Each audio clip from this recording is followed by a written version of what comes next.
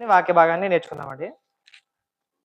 ప్రార్థన చేసుకొని దేవుని యొక్క ఆత్మ సహాయాన్ని కోరుకుంటూ ఈరోజు మనం నేర్చుకోవాల్సినటువంటి వాక్య భాగాన్ని నేర్చుకుందాం.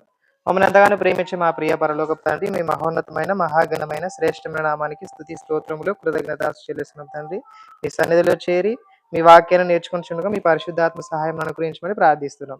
మమ్మల్ని ఎంతగానో ప్రేమిస్తున్నందుకు ఈ స్తోత్రములు తండ్రి. సజీవులు ఎక్కడో ఉంచారంటే మీ కృప మీ దయ. అవును తండ్రి, దేవ ప్రభువా, ఇప్పుడైతే మీ నామాన్ని స్మరించుకుంటున్నామంటే ఎంతో గొప్ప ధన్యత తండ్రి. ప్రభువా, మీ కుమారుడైనటువంటి ప్రభు అయిన యేసుక్రీస్తు వారి యొక్క దినమును చూసే గొప్ప ధన్యత ఇచ్చినందుకే స్తోత్రములు తండ్రి. మాకు మంచి మనసునివ్వండి తండ్రి. మీ కుమారుడైనటువంటి యేసుక్రీస్తు వారి యొక్క రొట్టెను, శరీరమును, అలాగే ప్రభువా ఆయన రక్తమును, ద్రాక్షారసము తండ్రి తీసుకుని తండ్రి మమ్మల్ని మేము శుద్ధి చేసుకుంటూ మీ వాక్యంలో మరింత ఫలించడానికి సహాయం చేయమని, మీ కృపను బట్టి రక్షించమని తండ్రి, ఈ వాక్యంను నేర్చుకుని చుండగా మీ పరిశుద్ధ ఆత్మ సహాయం అనుగ్రహించమని యేసు నామం బట్టి ప్రార్థించి వేడుకుంటున్నాం తండ్రి. ఆమేన్, ఆమేన్. కూడి వచ్చిన మీ అందరికీ ప్రభువైన యేసుక్రీస్తు నామమున వందనాలు. దేవుని వాక్యాన్ని కొన్ని నిమిషాలు నేర్చుకుందామండి. మనందరికీ ఇప్పుడు ప్రస్తుతానికి మనం బ్రతుకున్నామంటే కేవలం దేవుని దయ, ఆయన సంకల్పాన్ని బట్టి మనము బ్రతికి ఉన్నాం. ఆయన కృప, ఆయన కరుణ కటాక్షములు లేకపోతే మనం భూమి మీద లేము. అసలుకి ఎప్పుడో మంటికి మట్టై పోవలసిన వారమై ఉన్నాం. ఇప్పుడు ఆదివారం, ఇది ఆదివారం కదా, వినండి, అందరు వినండి. వాయిస్ నాకు వస్తే పడదనమాట, అందుకని శబ్దం మాత్రం రానివ్వద్దండి. సరే వినండి, చాలా జాగ్రత్త వినండి. వాక్యాన్ని నేర్చుకోవడానికి ఈ మందిరానికి వచ్చాం, అవునా కదా. ప్రతి ఆదివారం వస్తుంది, ప్రతి సంవత్సరం వస్తుంది. సంవత్సరాలు వస్తున్నాయి కదా, సంవత్సరాల్లో 52, 53 వారాలు వస్తుంటాయి. ప్రతి వారం వస్తున్నాం. ఎందుకు వస్తున్నాం చెప్పండి? ఎందుకు వస్తున్నాం చెప్పండి? వాక్యం వినడానికి, ఇంకా ఆత్మీయంగా బలపడడానికి. మంచిది. అంటే ప్రతి ఆదివారం ఎందుకు వస్తున్నామంటే ఇక్కడ ఆత్మీయ ఆహారం దొరుకుతుందండి. అంటే మన ఆత్మకు బలాన్ని చేకూర్చేది ఏమిటంటే దేవుని యొక్క వాక్యం. అందుకే రావాలి. మీకు ఇది సమాధానం అనేది తెలిసింది. ఏ సమాధానం? నేను ఆదివారం మందిరానికి ఎందుకు వస్తున్నానంటే ఇదిగో నా ఆత్మను బలపరిచే వాక్యం ఇక్కడ చెప్తున్నారు. దానిని నన్ను నేర్చుకొని ఏం చేస్తానంటే నేను ఆత్మీయంగా మరింత వృద్ధి చెందుతాను, దేవునిలో ఫలిస్తాను అని మీరు ఆన్సర్ చెప్తున్నారు చూడి. దానికి చాలా గ్రేట్. మీకు ఆ విషయం తెలుసు. నేను మందిరానికి ఎందుకు వెళ్తున్నానంటే మీరు పర్ఫెక్ట్ చెప్తున్నారు ఆన్సర్. నన్ను ఆత్మీయంగా బలపరిచే వాక్యం అక్కడ చెప్తారు, నన్ను బాగు చేసే వాక్యం అక్కడ చెప్తారు, కాబట్టి నేను వాక్యాన్ని నేర్చుకోవడానికి వెళ్తున్నాను. ఈ ఆన్సరు ఇక్కడ తెలిసినట్టు వేరే సంఘాల్లో చాలా మందికి 20 సంవత్సరాలు 30 సంవత్సరాలు వచ్చినా ఆన్సర్ మాత్రం లేదు. ఎందుకు వెళ్తున్నావు అంటే దేవుని ఆరాధించడానికి అంటారు. అదొక్కటి తెలుసు. ఇంకా దేవుని పాటలు పాడడానికి అదొక్కటి బాగా తెలుసు, ఇంకా అంతే, ఇంకేం లేదు. అంటే వాక్యాన్ని నేర్చుకోవడానికి మనం ఎందుకు వస్తున్నామంటే మనం ఇంకనూ దేవునిలో ఆత్మీయంగా వృద్ధి చెందడానికి ఎక్కడికి వస్తున్నాం? దేవుని మందిరానికి వస్తున్నాం. దేవుని మందిరానికి ఎందుకు వస్తున్నాం అంటే ఇందుకే వస్తున్నాం. ఇదే ఆన్సర్ చెప్పాలి మీరు. సరే, ఒక చెట్టు ఉంది. చెట్టు తెలుసు కదా అందరికి, తెలుసా తెలియదా? పెద్ద చెట్టు ఉంది అనుకోండి, పెద్ద చెట్టు ఉంది. ఆ చెట్టుకి విపరీతమైన తేనె పట్లు ఉన్నాయి. ఏటి ఉన్నాయి? తేనె పట్లు, తెలుసు కదా. తేనె అంటేనే మన అందరికి ఇష్టం. ఎందుకంటే తీపి గలది ఏదైనా ప్రపంచంలో ఉందంటే అదేంటి చెప్పండి? తేనె. ఇష్టపడతాం. తేనె అంటేనే నాకంటాం, అందరూ అదే అంటాం కదా. తేనె అయితే ప్రతి ఒక్కరు ఇష్టపడవా? అనుకోకుండా ఒక పెద్ద చెట్టుకి విపరీతమైన తేనె పట్లు ఉన్నాయి. గ్రామంలో ఉండే ప్రజలకి ఆ చెట్టు కనపడేది. ఆ చెట్టు మీద ఉన్నటువంటి తేనె పట్టు కనపడింది. వదిలిపెడతారా? మా ఇంటికి కావాలా, మాకే కావాలా? కొట్లాడరా? తప్పకుండా కొట్లాడతారు. ఎందుకంటే తేనె అమోఘం, తేనె అద్భుతం, అవునా కదా. తేనె అనేది ప్రాణానికి తృప్తినిస్తుంది, సంతోషాన్ని ఇస్తుంది.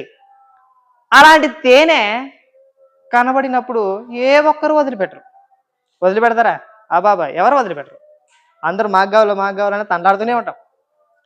ఒక చెట్టుకి విపరీతమైన తేనె పట్టు ఉంటే దానికోసం ప్రతి ఒక్కరు తండాడతారు.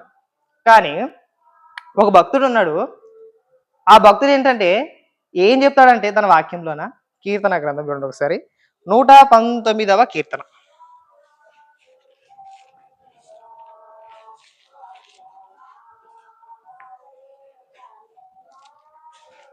119వ కీర్తన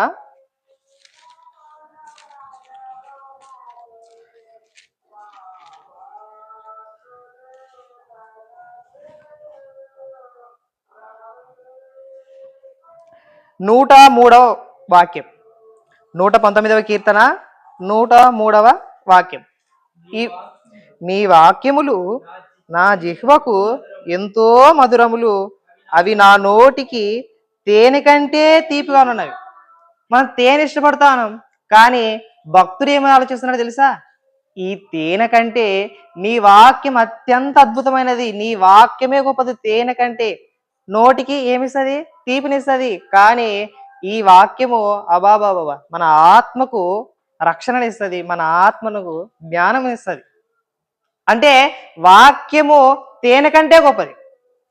వాక్యము తేనె కంటే గొప్పది. ఇదిగో ఆ చెట్టు, పెద్ద చెట్టు ఉంది కదా, ఆ చెట్టుకి తేనె పట్లు విపరీతంగా ఉంటే దాన్ని మాకు కావాలా, మా హృదయం తృప్తి పడాలా, తినాలా అని ఆలోచించిన ప్రతి ఒక్కరూ బైబిల్లో ఆత్మను సంపాదించుకునే జ్ఞానము, వాక్యము ఇక్కడ ఉన్నప్పుడు దీన్ని సంపాదించుకోవడానికి ఎంతమంది వస్తున్నారు? దీన్ని తవ్వుకొని తీసుకోవడానికి ఎంతమంది వస్తున్నారు దేవుని మందిరానికి? నేను నేర్చుకోవాలి కదా అని ఎంతమంది వస్తున్నారు చెప్పండి? వస్తున్నారు అట్లా? ఎవరు వస్తున్నారు? ఎవరు రావట్లేదు. అసలుకి ఇంట్రెస్ట్ తగ్గిపోయింది చాలా మందికి. భక్తుడు ఏం ఆలోచిస్తున్నాడు? నీ వాక్యము చాలా గొప్పది. ఎంత గొప్పదంటే జుంటె తేనె దారుల కన్నా మధురమైనదంట నీ వాక్యం. అంత గొప్పదైన వాక్యంని విసర్జించి కేవలం శరీర సంబంధమైనటువంటి వాటి మీదే మనసు పెట్టామన్నమాట. అందుకని వాక్యాన్ని ఎవరు నేర్చుకోవట్లేదు.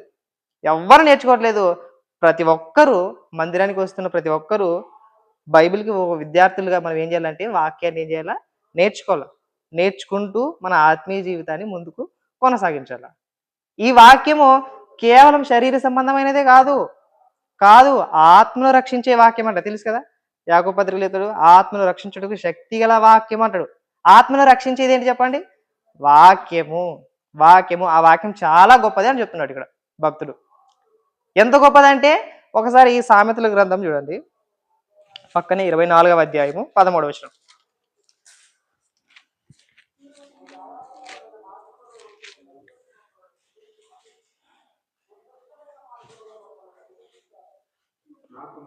నా కుమారుడా, తేనె త్రాగుము, అది రుచి గలది కదా. తేనె పట్టు తినుము, అది నీ నాలుకకు తీపియే కదా. నీ ఆత్మకు జ్ఞానం అట్టిదని తెలుసుకునుము. నీ నాలుకకు ఏ విధంగా అయితే తేనె తీపిని, రుచిని ఇస్తాదో, ఎట్ ద సేమ్ టైం ఇదిగో నేను చెప్తున్నటువంటి మాటలు ఉన్నాయి కదా, నేను పలికిస్తున్నటువంటి ఈ మాటలు, ఈ వాక్యాలు ఉన్నాయి కదా, నీ ఆత్మకు అంత అవసరం. చూడండి ఒకసారి, నీ ఆత్మకు జ్ఞానం అట్టిదని తెలుసుకునుము. నీ ఆత్మకు వాక్యం అనే జ్ఞానం ఎంత గొప్పదంటే అంత గొప్పది, చాలా గొప్పది. తేనె కంటే ఏది గొప్ప చెప్పండి? వాక్యం గొప్పది. ఆ వాక్యాన్ని నేర్చుకోవడానికి, ఆ వాక్యాన్ని పట్టుకోవడానికి, ఆ వాక్యాన్ని తినడానికి మనం వస్తున్నాం. ఎక్కడ దీనికోసం చెప్పండి? వాక్యాన్ని తినడానికి వస్తున్నాం. ఇక్కడ భోజనం పెడతారు. ఏ భోజనం? వాక్యం అని భోజనం పెడతారు. ఇప్పుడు ప్రశాంతంగా తిని మీరు ఇంటికి వెళ్ళి, ఓహో ఎంత రుచిగలది వాక్యము అని చెప్పాలి. మీరు బిర్యానీ ఎంత బాగుంది కదా అని చెప్పకూడదు, వాక్యం ఎంత రుచిగలది కదా అని చెప్పాలి. యెహోవా ఆయన ఏమంటాడు? యెహోవాను రుచి చూచి తెలుసుకున్నాడు అంటాడు కదా. రుచి చూసి తెలుసుకోవడం అంటే ఆయన వాక్యాన్ని మొదట రుచి చూసి తెలుసుకుందాం, అటు తర్వాత ఆయన స్వరూపంలోకి ఆటోమేటిక్గా మార్చబడదు కదా. ఇప్పుడు నేను చెప్పిందంతా వాక్యం యొక్క ప్రాముఖ్యతను గురించి చెప్తున్నాం. వాక్యం చాలా ప్రాముఖ్యమైనది. అది ఆత్మను రక్షించేది కదా, ఆత్మను రక్షించేది, ఆత్మను కాపాడేది దేవుని యొక్క వాక్యము, దేవుని యొక్క వాక్యం అని నేర్చుకుంటున్నాం. ఇప్పుడు ఇది ఇంట్రడక్షన్ పార్ట్ అయితే, ఇప్పుడు భూమి మీద మంచిగా ఎక్కువగా కష్టపడే వ్యక్తి ఎవరంటే ఓన్లీ ఒక వ్యవసాయకుడే. ఎవరు చెప్పండి? వ్యవసాయకుడే.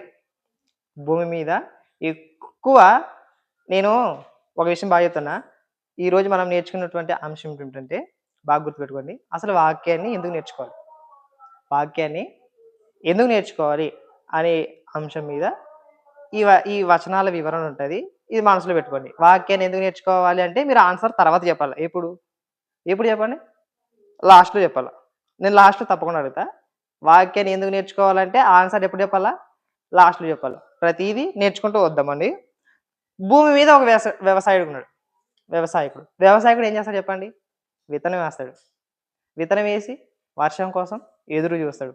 ఒకవేళ వర్షం వస్తది. వర్షం వచ్చిన తర్వాత ఆ విత్తనాలు మొలకెత్తుతాయి. మొలకెత్తిన తర్వాత ఆకులు, పువ్వులు వచ్చిన తర్వాత కాయలు, అటు తర్వాత వాటి నుంచి ఫలాలు కోసుకుంటాడా? కోసుకుంటాడు. తప్పకుండా కోసుకుంటాడు. ఇది వ్యవసాయకుని యొక్క లక్షణమేనది. వ్యవసాయకుడి యొక్క లక్షణమే. ఎందుకంటే వ్యవసాయకుడు ఏం ఆలోచిస్తాడంటే నేను విత్తినటువంటి విత్తనానికి తప్పకుండా ఫలము రావాలంటున్నాడు. వ్యవసాయకుడు ఎలా ఆలోచిస్తాడంటే నేను విత్తినటువంటి విత్తనానికి ఏం రావాలంటున్నాడు? ఫలాలు తప్పకుండా రావాలని చెప్తున్నాడు. ఇప్పుడు దేవుడు ఆనాడు ఇశ్రాయేలుని ఎన్నుకున్నాడు. ఎన్నుకొని ఏం చేశాడంటే వాళ్ళు బానిసలుగా ఉన్నారు. సుమారు 400 సంవత్సరాలు బానిసలుగా ఉన్నారు, బాధపడుతున్నారు అని ఏం చేశాడంటే ఇదిగో వాళ్ళందరినీ బయట తోలుకొచ్చాడు. మీరంతా ఐగుప్తు దేశంలో ఉన్నటువంటి దేవతారాధన, బహుదేవతారాధనందు ఇచ్చగలిగి ఉన్నారు. వాటన్నిటిని మానుకోండి. నన్ను ఆరాధించడానికి ఇదిగో పాలు తేనెల దేశానికి మిమ్మల్ని నడిపిస్తాను అని సెలవిచ్చి దేవుడు ఏం చేశాడంటే వాళ్ళందరినీ బయట తోలుకొచ్చాడు. అందుకనే ఒక మంచి పాఠం తెలుసు కదా, ఐగుప్తు నుండి పెరికి తెచ్చినాడు, సంగ ద్రాక్ష తోటలో నిన్ను నాటినాడు. ఐగుప్తు నుండి పెరికి తెచ్చినాడు, సంగ ద్రాక్ష తోటలో నిన్ను నాటినాడు. చుట్టూ త్రవ్వి ఎరువు వేసి నీరు పోసినాడు, చుట్టూ త్రవ్వి ఎరువు వేసి నీరు పోసినాడు. తన స్వాస్థ్యముగా నిన్ను ప్రత్యేకపరచినాడు, తన స్వాస్థ్యముగా నిన్ను ప్రత్యేకపరచినాడు. ఫలింపకుండుట నీకు న్యాయమా, యజమాని సహనంతో చెలగాటమా. ఫలముల నాశించిన పరలోక తండ్రి తేరి చూచుచున్నాడు నీ వైపు. అంటే సంగమ ద్రాక్ష తోటలో ఎవరు నాటాడంట? ఐగుప్తు నుంచి వాళ్ళందరిని పెరిగి తెచ్చి సంగం అనే ద్రాక్ష తోటలో నాటాడంట.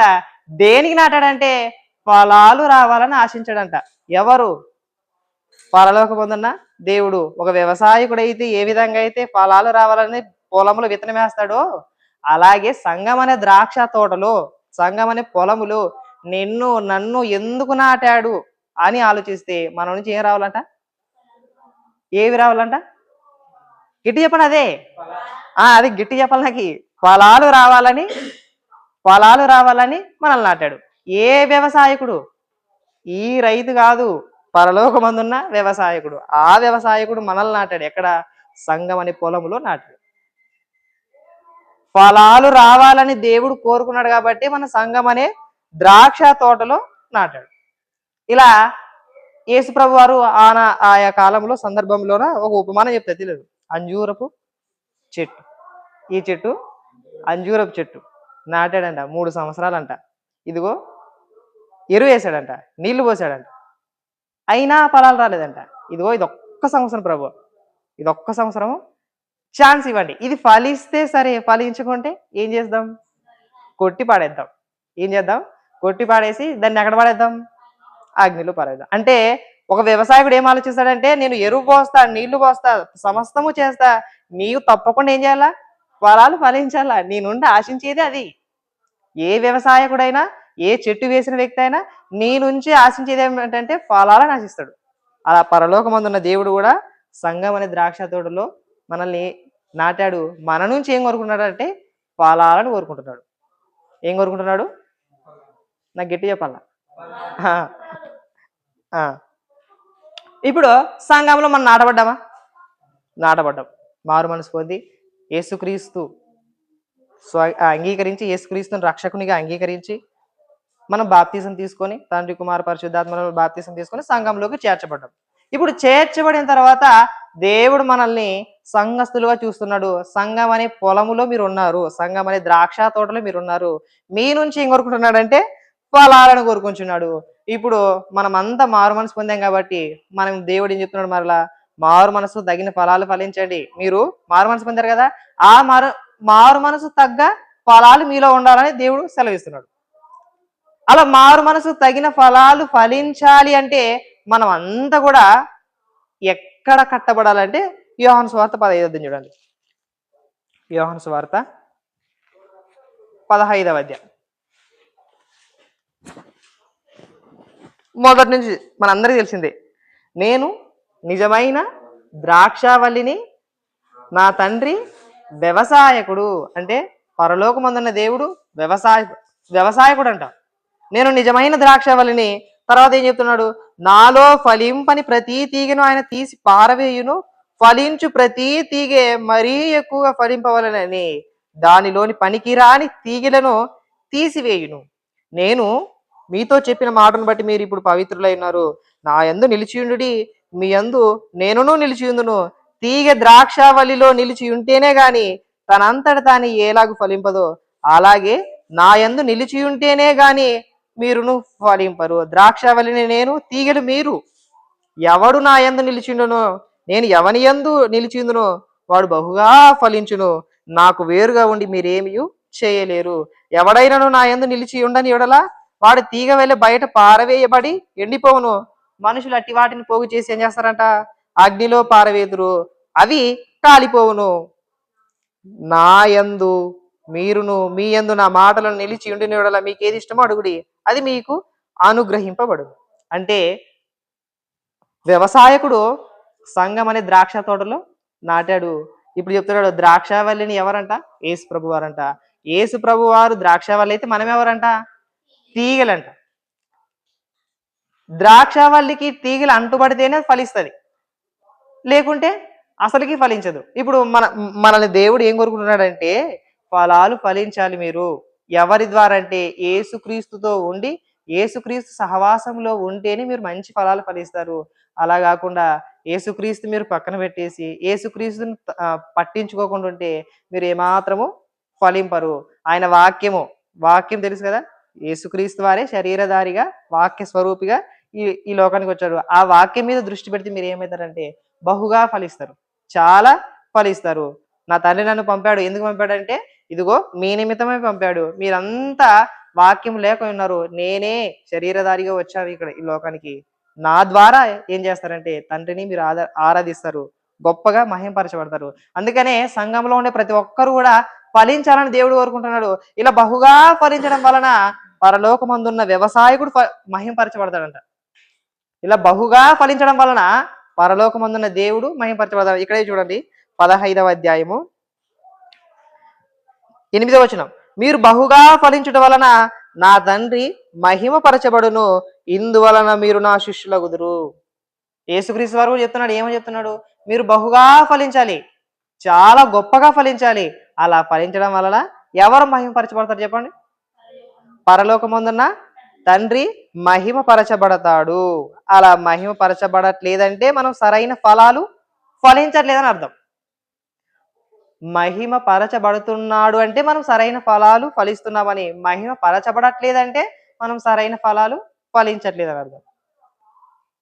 ఇప్పుడు సంఘంలో ఉన్నాం, సంఘ ద్రాక్ష తోటలో ఉన్నాం, మారు మనసు పొంది ఎన్నో సంవత్సరాల ఎన్నో అయినాయి, గుర్తులేవండి, అన్ని సంవత్సరాలు. ఇది మనలో దేవుడు ఏం చేస్తున్నాడు అంటే ఫలాలను చూస్తున్నాడు. అంజూరపు చెట్టును చూసాడా, 3 సంవత్సరాల నుంచి ఏం లేనట్టున్నది, ఇది ఏం లేనట్టున్నది. ఒకసారి ట్రై చేద్దామన్నా. ఇప్పుడు కూడా ఎన్ని సంవత్సరాల నుంచి ఉన్నాం సంఘంలో మనం, చాలా సంవత్సరాల నుంచి ఉన్నాం, ఒక 5 సంవత్సరాలు అనుకోండి. మనలో ఫలాలను చూస్తున్నాడు. ఎలాంటి ఫలం అంటే నీతి, సమాధానం. ఒకసారి వెలుగు యొక్క ఫలం అని ఎఫెసీ పత్రిక చూడండి. మన నుంచి దేవుడు ఎలాంటి ఫలాలను ఆశిస్తున్నాడంటే, మన నుంచి దేవుడు ఎలాంటి ఫలాలను ఆశిస్తున్నాడంటే ఎఫెసీ పత్రిక 5వ అధ్యాయము, ఎఫెసీ పత్రిక 5వ అధ్యాయం 9వ వచనం.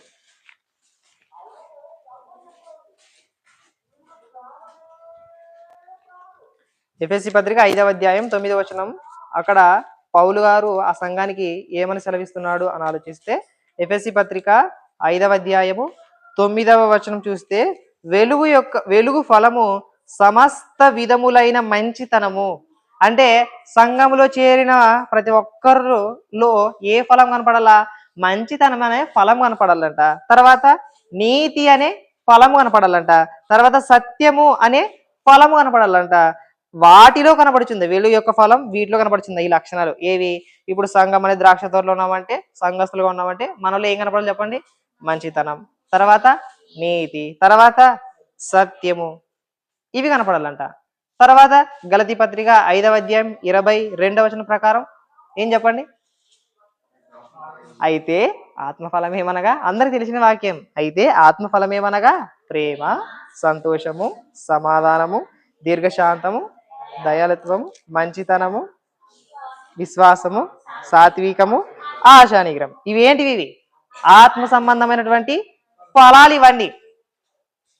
ఆత్మ అయిన దేవుడు కోరుకున్నటువంటి ఆత్మ సంబంధమైన ఫలాలు ఎవరిలో ఉండాలని కోరుకుంటున్నాడు? ఎవరిలో ఉండాలని కోరుకుంటున్నాడు? ఎవరు? సంఘం అనే ద్రాక్ష తోటలో ఉన్న వాళ్ళలో నుండి కోరుకుంటున్నాడు. ఇవి కనబడాలంట. ఏవి? ఇవి కనబడితేనే సంఘంలో ఉన్నట్టు. ఇవి కనబడకుండా ఏవేవో ఉన్నామంటే మనం సంఘంలో లేనట్టే, బయట ఉన్నామని అర్థం. సంఘంలో ఉండి కూడా ఇవి ఏవి? చేదైన వేర్లు ఇవన్నీ వచ్చింటాయి అనమాట. ఇవి కాదు దేవుడు కోరుకుంటున్నవి. ఇదిగో ఆత్మఫలం ఏమనగా మంచితనం, ప్రేమ, ఇవన్నీ ఉన్నాయి కదా, ఇవన్నీ మనలో ఫలించాలని దేవుడు కోరుకుంటున్నాడు. ఇలాంటి ఫలాలు ఫలించకుండా మనం వేరే ఫలాలను ఫలిస్తున్నామంటే మన జీవితం అంతా వృధా. మన బాప్తిసం తీసుకున్నా కూడా వృధా, సంఘంలో ఉండి కూడా వృధా, మందిరానికి వస్తున్నా కూడా వృధా, పాటలు పాడినా వృధా, ప్రార్థన చేసినా వృధా. ఇలా పౌలు గారు ఈ సంఘానికి, ఆ సంఘానికి మీరు ఆత్మ సంబంధమైన ఫలాలు ఫలించాలని కోరుకుంటున్నాడు. ఎవరు కోరుకుంటున్నారు? నేనే కాదు, పరలోకం అందున్నటువంటి వ్యవసాయకుడు కూడా ఏం కోరుకుంటున్నాడు? ఈ ఫలాలన్నింటినీ కోరుకుంటున్నాడు. నేను చెప్పే విషయాలు అన్నీ అర్థమవుతున్నాయా? ఏది చేతులెత్తండి, ఎంతమందికి అర్థమవుతున్నాయా? తప్పకుండా అర్థమవుతాయా? ప్రశ్నలు అడిగిన తర్వాత చెప్తారు మరి. చెప్పాలి మరి, చెప్పకపోతే బాగోదు మరి. సరేనా? ఇప్పుడు పరలోకంలో దేవుడు కోరుకుంటున్నాడు సంఘంలో ఉన్న వారి నుంచి ఈ ఫలాలన్నింటినీ కోరుకుంటుంటే మనం ఎలాంటి ఫలాలు ఫలిస్తున్నామంటే ఇదిగో మనందరికి తెలిసినటువంటి వ్యక్తి ఎవరు? అపోస్తలుడైనటువంటి పౌలు అనేక సంఘాలు కట్టాడు. ఆయన కొరింథీ సంఘానికి పత్రిక రాసి ఏం చెప్తున్నాడు అంటే, ఒకసారి కొరింథీ పత్రిక 9వ అధ్యాయం చూడండి. కొరింథీ మొదటి పత్రిక 9వ అధ్యాయము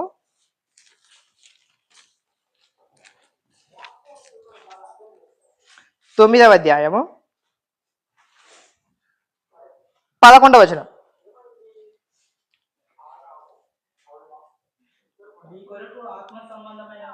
ఇదిగో మీ కొరకు ఆత్మ సంబంధమైనవి మేము విత్తియుండగా మీ వలన శరీర సంబంధమైన ఫలములు కోసుకున్నట్టు గొప్ప కార్యమా?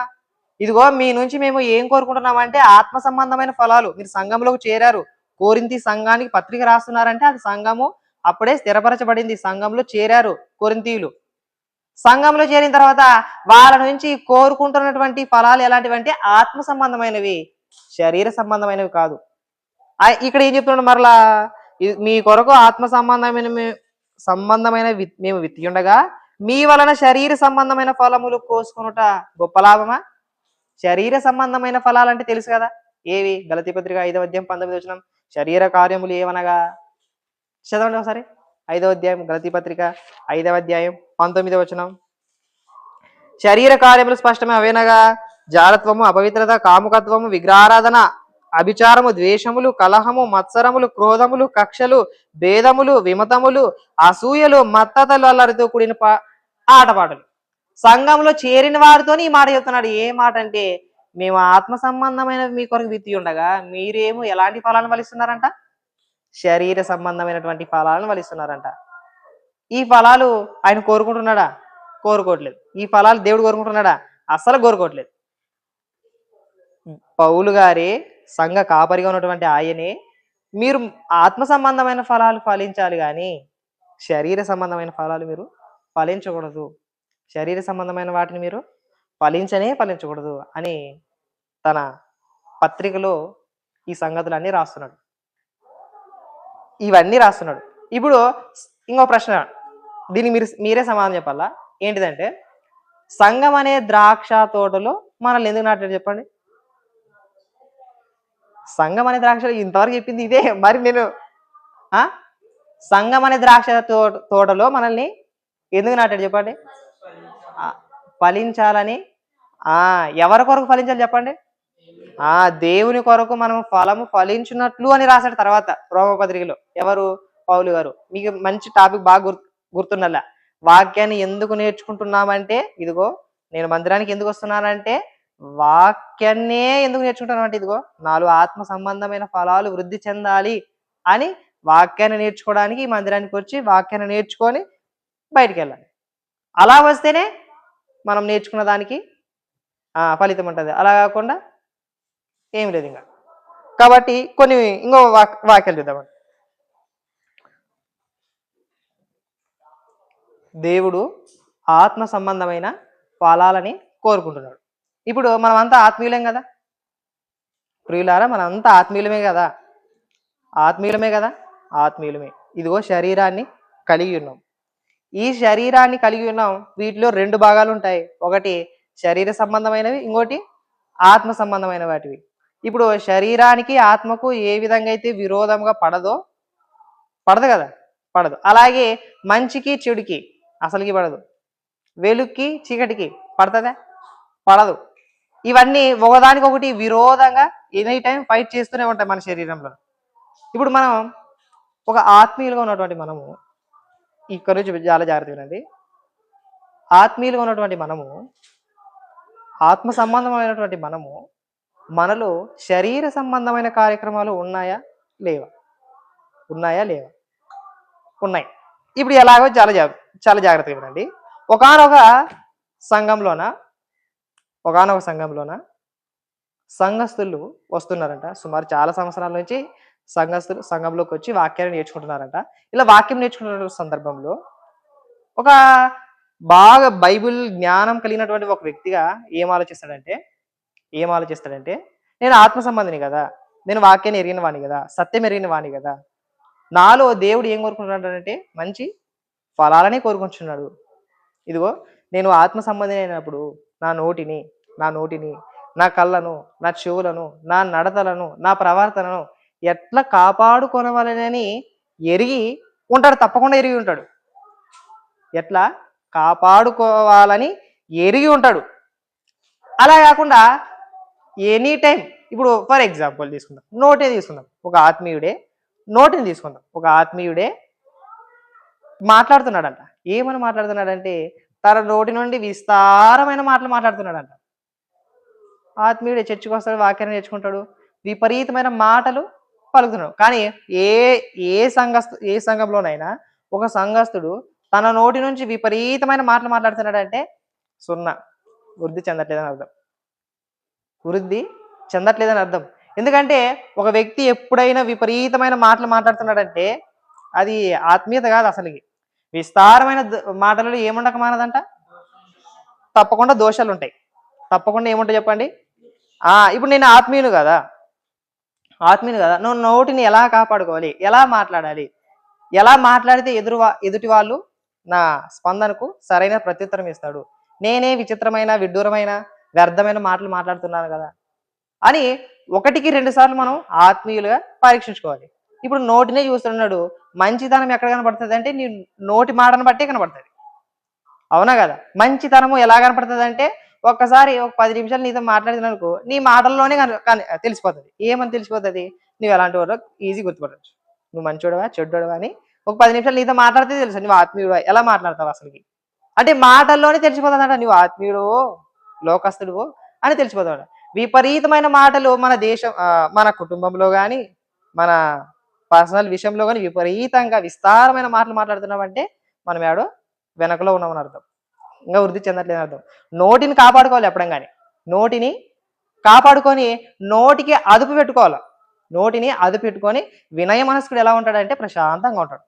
ప్రతిదాన్ని ఎక్కువ చెప్పడు, పలకడు, ప్రశాంతంగా ఉండి ప్రతిదానికి సరైన ప్రత్యుత్తరం ఇస్తుంటాడు. అంతేగా విస్తారమైన మాటలు అదిట్టా ఇదిట్టా ఎట్టెట్టో 4 రకాలు చెప్పడు. అసలుకి వినయ మనస్కుడు ఏం చేస్తాడంటే నోటిని బాగా కాపాడుకుంటాడు.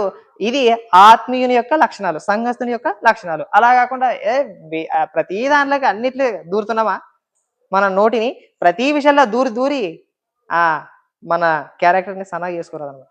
అంటే నోటి మాటలు ఎలా ఉండాలంటే ఒక ఆత్మీయునికి అదుపులో ఉండాలి, అదుపులో ఉండాలి. అందుకనే దేవుడు తన వాక్యం ద్వారా ఎలా సెలవిచ్చాడంటే, ఎవడైనాను నోటికి కళ్ళెము పెట్టుకొనగా, ఒకసారి ఆ వాక్యం తీస్తారు, యాకోబు పత్రిక 1వ అధ్యాయం, యాకోబు పత్రిక 1వ అధ్యాయము 26వ వచనం.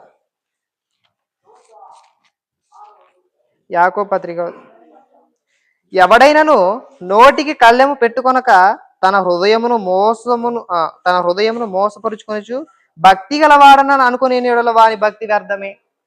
అంటే నోటికి కళ్ళెం పెట్టుకొనక తన హృదయమును మోసపరుచుకొనుచు భక్తి గలవాడనని బయట చెప్పుకుంటున్నాడంట. నేను సంఘస్థుని, నేను ఆత్మీయుని, నేను సంఘస్థుని, నేను ఆత్మీయుని అని తన నోటి మాత్రం కళ్ళెం పెట్టుకోడంట. విపరీతంగా మాట్లాడుతూనే ఉన్నాడంట. కానీ నేను ఏం చెప్పుకుంటున్నాడంట, నేను వాక్యం తెలుసు, నాకు సత్యం తెలుసు అని చెప్పుకుంటున్నాడంట. ఇప్పుడు వాడు చేసిన భక్తి అంతా ఏమంట, వ్యర్థము అని చెప్పాడు. వేస్ట్, నువ్వు చేసిందంతా వేస్ట్, నువ్వు ఇన్నాళ్ళు కష్టపడిందంతా వేస్ట్. ఇదిగో ఇన్నాళ్ళు నువ్వు నోటిని కాపాడకుండా ఇదిగో నా కోసం ఇది చేసావు, అది చేసావు, ఇదంతా చేసిందంతా వేస్ట్, అంతా వ్యర్థం అంటున్నాడు. వాని భక్తి వ్యర్థమే. వాని భక్తి అంతా ఏంటిదంట, వ్యర్థమే. కానీ ఒక వ్యక్తి, ఒక ఆత్మీయుడు ఎలా ఆలోచించాలంటే వినడానికి వేగిరపడాలంటే పైన వాక్యమే ఉంటుంది. యాకోబు పత్రిక 1వ అధ్యాయము 19వ వచనం చూడండి. నా ప్రియ సహోదరులారా, మీరు ఈ సంగతి ఎరుగుదురు గనుక ప్రతి మనుషుడు వినుటకు వేగిరపడువాడును. అంటే ప్రతి మనుషుడు ఎలా ఉండాలంట, వినడానికే ఎక్కువ ఇష్టపడాలంట. ఏం చేయాలంట, వినడానికే ఎక్కువ ఇష్టపడాలంట. మాటలాడుటికి ఏం చేయాలంట, నిదానించాల, సైలెంట్గా ఉండు. ఊకే మాట్లాడి ఎనర్జీ వేస్ట్ చేసుకోకు వ్యర్థంగా. నీవు ఏం చేయాలంటే వినడానికే వేగిరపడాలంట. అవును, నిజంగానే చాలా మంచిది, వినడమే గొప్ప, మాట్లాడడం కన్నా వినడమే గొప్ప, చాలా గొప్ప. నాకు కూడా ఇష్టమే, వినడం చాలా ఇష్టం, నాకు విపరీతంగా వింటాను. వినడం చాలా గొప్ప ధన్యత. విని ఆ వాక్యంలో ఉన్నటువంటి సత్యాన్ని మనం గ్రహిస్తే చాలు, వినడం అంత చాలా గొప్పది. వినాలి ఫస్ట్. వినయ మనస్కుడు ఏం చేస్తాడంటే, భక్తి గలవాడు ఏం చేస్తాడంటే బాగా వింటాడు. అక్కడ చెప్పుచున్న దాన్ని ప్రతి దాన్ని గ్రహిస్తాడు, తన నోటిని కాపాడుకోవడానికే ప్రయత్నిస్తాడు.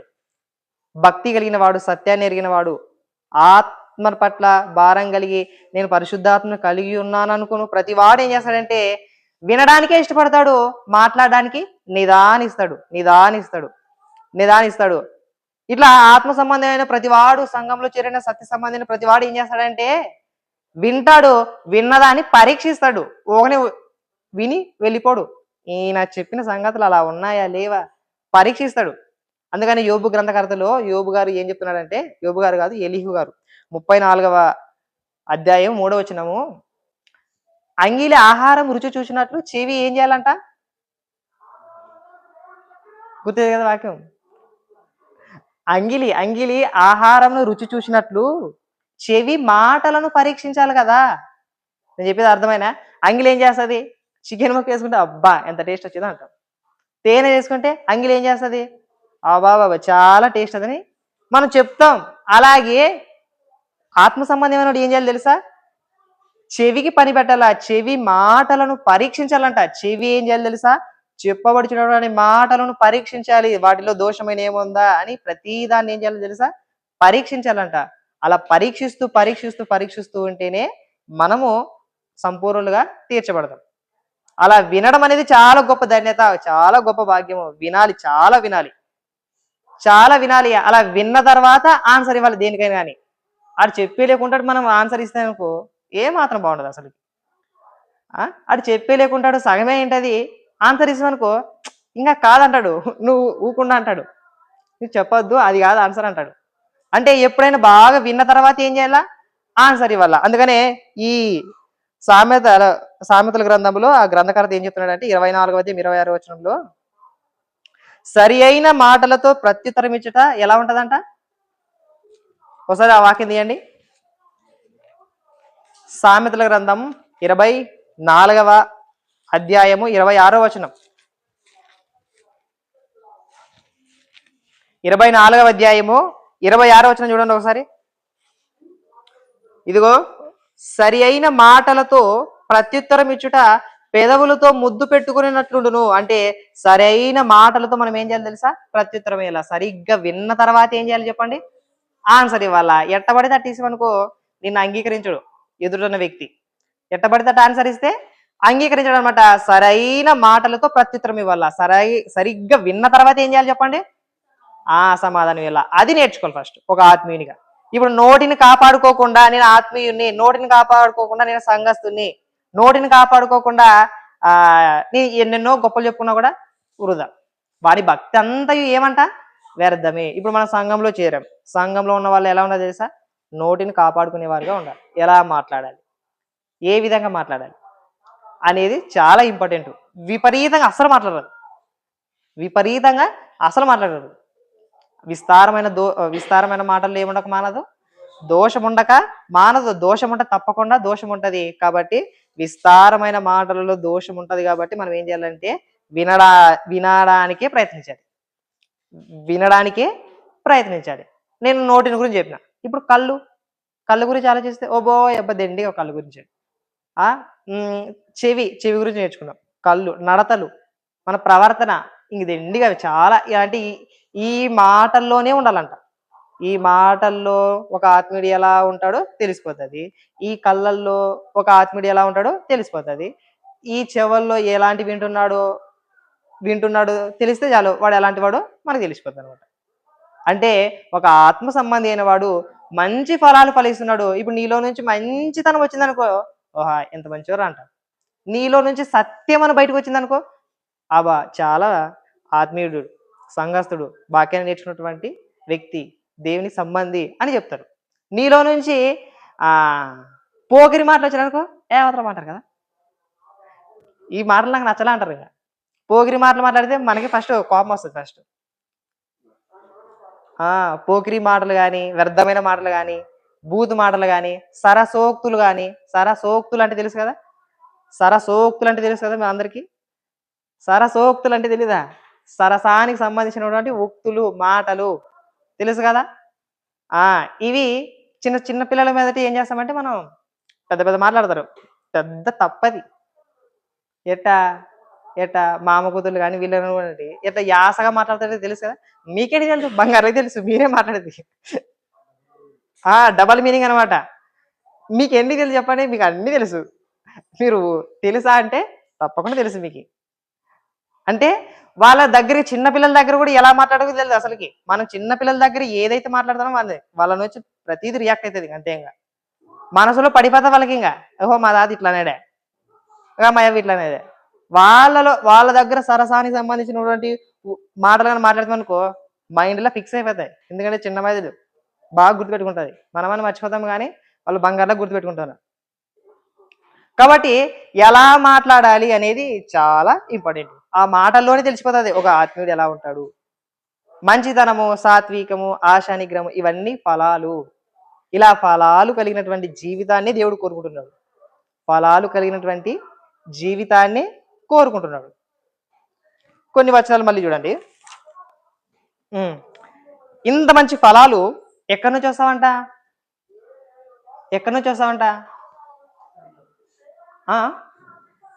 సంఘంలో. అంటే ఇప్పుడు సంఘంలోకి చేరిన తర్వాత ఈ వాక్యాన్ని నేర్చుకున్న తర్వాత మనము బయటికి వెళ్ళి ఫలిస్తాం అనమాట. అవునా కదా? బయటికి వెళ్ళి ఫలిస్తాము.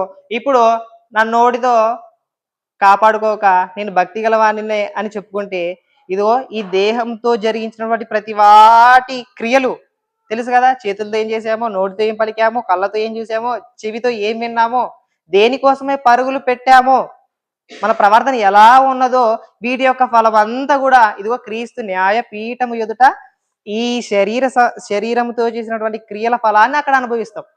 ఎక్కడ?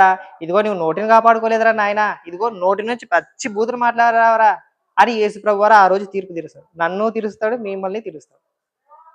నోటిని కాపాడుకోవడం అనేది చాలా ప్రాముఖ్యమైనది కదా. అందుకనే కొరింథీ పత్రికలో 2వ కొరింథీ పత్రిక 5వ అధ్యాయం 10వ వచనం చూస్తే అక్కడ చెప్తాడు.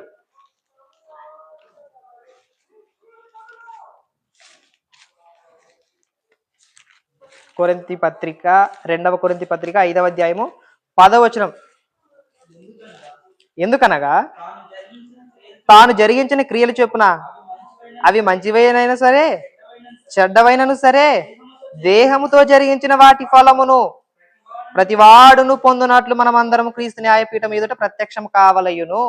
అంటే దేహముతో జరిగించిన, దేహములో ఉన్నటువంటి అవయవాలతో చేసినటువంటి ప్రతిదాని యొక్క క్రియల యొక్క ఫలితాన్ని ఎవరి ఎదుట ఫలితాన్ని పొందుతాను చెప్పండి? క్రీస్తు న్యాయపీఠం ఎదుట నేను పొందుతాను, మీరు పొందుతారు, ఆ సంఘంలో ఉన్న ప్రతి ఒక్కరు పొందుతాం.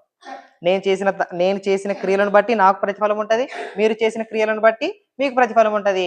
ఎవరి క్రియలను బట్టి వారికి ప్రతిఫలం ఇస్తాడు ప్రభు అయిన యేసుక్రీస్తు వారు.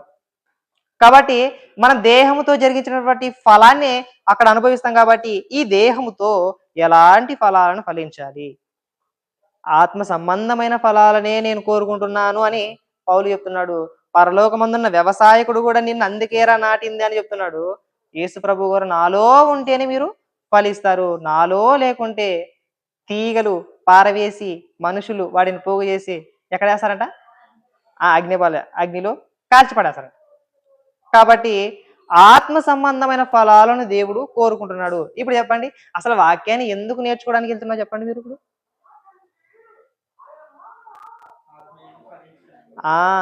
ఆత్మ ఫలాలను ఫలించడానికి నేను మందిరానికి వస్తున్నాను. ఆ వాక్యాన్ని ఇంకా మరింత లోతుగా ధ్యానించుకొని వాక్యంలో ఉన్నటువంటి సంగతులను హృదయంలో పెట్టుకొని నేను ఇంటికి వెళ్ళి పరిపూర్ణంగా ఫలించడానికి నేను ప్రయత్నిస్తున్నాను అని మందిరానికి వచ్చి యేసుక్రీస్తు వారి త్యాగాన్ని జ్ఞాపం చేసుకొని ఆయన స్వారూప్యంలోకి మారడానికి మనం అంతా ప్రయత్నపడాలి. ఇలా ప్రయత్న పడితేనే మనము మంచి ఫలాలు ఫలిస్తున్నట్టు. అలా కాకుండా ఏం కాదులే, ఆదివారమే కదా, ఏం కాదులే, అసలు సంఘానికి ఏం పోవచ్చులే, ఇంటికాడ దేంటికి పనులవే, అబ్బో ఎనీ టైం ఉంటూనే ఉంటావు పనులు, అసలు అని ఎనీ టైం ఉంటూనే ఉంటావు అవి. అస్సలకి ఎప్పుడు ఈరోజు పని లేదు కదా అన్నికి ఉండదు. మన ఇంట్లో అయితే ఏదో పని ఉంటుంది, ఇంకా వాటిని చూసుకుంటే ఉంటామా, ఇంకా ఆడే ఉంటాం, ఇంకా వీటికి రావు ఇంకప్పుడు. కాబట్టి మనం ఎలా ఉండాలంటే వాటన్నీ వదిలిపెట్టి రావాలా, తర్వాత చూసుకోవచ్చు. ఫస్ట్ ఆరాధన తర్వాత విపరీతం కష్టపడచ్చు. ఇంకా ఆరాధనే ప్రాముఖ్యం. ఫస్ట్ ఆరాధన కాకుండా ఆ పనిలో పడ్డామా, ఇంకా ఆ పనిలోనే ఉంటుంది, వీటికి రాము ఇంకప్పుడు. ఈ వాక్యము సత్యము ఆహారము దొరకదు, ఆత్మీయ ఆహారము దొరకకపోతే ఏమవుతుంది క్షీణించిపోతాం. నిజంగా ఒక మనిషి ఏ విధంగా ఆహారం తీసుకోకుండా కొన్నాళ్ళు అట్లే ఉండడానికి క్షీణించిపోతాం. అటువలే ఆత్మ సంబంధమైన ఆహారం తీసుకోకపోతే కూడా ఆత్మీయంగా క్షీణించిపోతామని దాని అర్థం. కాబట్టి ఫలాలను కోరుచున్నటువంటి దేవుడు మనం ఫలాలను ఫలిస్తున్నామా అని తెలుసుకోవాలి. మనం దేహంతో జరిగించిన ప్రతి వాటి యొక్క క్రియల ఫలితం ఎక్కడ అనుభవిస్తామంటే క్రీస్తు న్యాయపీఠం ఎదుట ఫలిస్తాం. అలా ఫలించడమే దేవుని యొక్క సంకల్పము. తప్పకుండా ఆయన సంకల్పం ఏమిటంటే మీరు అందరూ ఫలించాలి. మంచి చెట్టు ఏ విధంగా అయితే ఫలాలను ఇస్తుందో మీరు కూడా నాకు అలాంటి ఫలాల్ని ఇవ్వాలి. మీరు అందరూ ఎవరి కోసం ఫలిస్తున్నారని ఎవరి కోసం ఫలిస్తున్నావు అంటే మీరు ఆన్సర్ ఏం చెప్పండి? దేవుని కొరకు ఫలమును అంటున్నాడు. రోమపత్రిక ఆ వాక్యం ఇవ్వండి. రోమపత్రిక 7వ అధ్యాయం 4వ వచనం. రోమపత్రిక 7వ అధ్యాయము 4వ వచనం. నా సహోదరులారా, దేవుని కొరకు ఫలమును ఫలించున్నట్లు. చూడండి ఒకసారి, మనము దేవుని కొరకు ఫలమును ఫలించున్నట్లు అంటే మనం దేవుని కొరకు ఏం చేయాలంట? ఫలాన్ని ఫలించున్నట్లు. ఫలించాల్సింది ఎవరి కోసం చెప్పండి? దేవుని కొరకు. ఫలాలు కలిగిన బ్రతుకునే దేవుడు అంగీకరిస్తారు. అంతెందుకు మన రక్షకుడైనటువంటి యేసుక్రీస్తు ప్రభువుని చూడండి ఒకసారి. ఆయనలో సత్యం ఉంది, ప్రేమ ఉంది, తర్వాత దీర్ఘశాంతం, దయాలత్వం, క్షమాపణ అనే గుణము, ఎంత వాత్సల్యత, అబాబాబా, ఆయనలో అలాంటి గుణాలు ఉన్నాయి కాబట్టి దేవుని వలన అంగీకరింపబడిన వాడుగా ఉన్నాడు యేసు ప్రభువు. మన అందరికీ మాదిరి. మనమందరం ఆయన రూపంలోకి మారడమే ఈ జీవితం యొక్క పరమార్థం. మనలో క్రీస్తు తత్వాన్ని పరలోకమందున దేవుడు చూస్తున్నాడు. భక్తుడు పౌలు చెప్తాడు కదా, మీలో క్రీస్తు స్వరూపం ఏర్పడే వరకు నాకు ఏం కలుగుతుందంట? ప్రసవ వేదన కలుగుతుంది. అంటే ప్రసవ వేదన పడిచినటువంటి పౌలు గారి యొక్క ఆలోచన విధానం ఏమిటంటే మీరు బాగా ఫలించాలి. మీరు బాగా ఫలిస్తే ఎవరు మహింపరచబడతాడు? దేవుడు మహింపరచబడతాడు. అలా మహింపరచబడినప్పుడు మీ క్రియలను బట్టి మీకు ప్రతిఫలం వస్తుంది. పరలోకమందు మీరు కూడా ఉంటారు అని దేవుడు తన గ్రంథమందు సెలవిస్తున్నాడు. కానీ కానీ కొంతమంది ఎలా ఉంటారంటే సంఘానికి వస్తున్నా కూడా ఫలాలు లేని బ్రతుకుల వలె ఉంటారు. అంజూరపు చెట్టు తెలుసు కదా, ఫలాలు లేని అంజూరపు చెట్టు వలె అంజూరు మాదిరి నీ ఉంటావా, ఫలితము లేని భూలోకంలో నీ ఉంటావా అని పాట చాలా బాగుంది. నాకు రాదు, అది నేర్చుకుని ఈసారి పాడతాను. ఓకేనా? ఇది ఒక్క వాక్యం చూడండి. భక్తిహీనులైన వారు ఎలా ఉన్నారంటే అసలు ఫలాలు లేని వారుగా ఉన్నారు. యూదా పత్రిక చూడండి ఒకసారి. యూదా పత్రిక 1వ అధ్యాయం 12వ వచనం.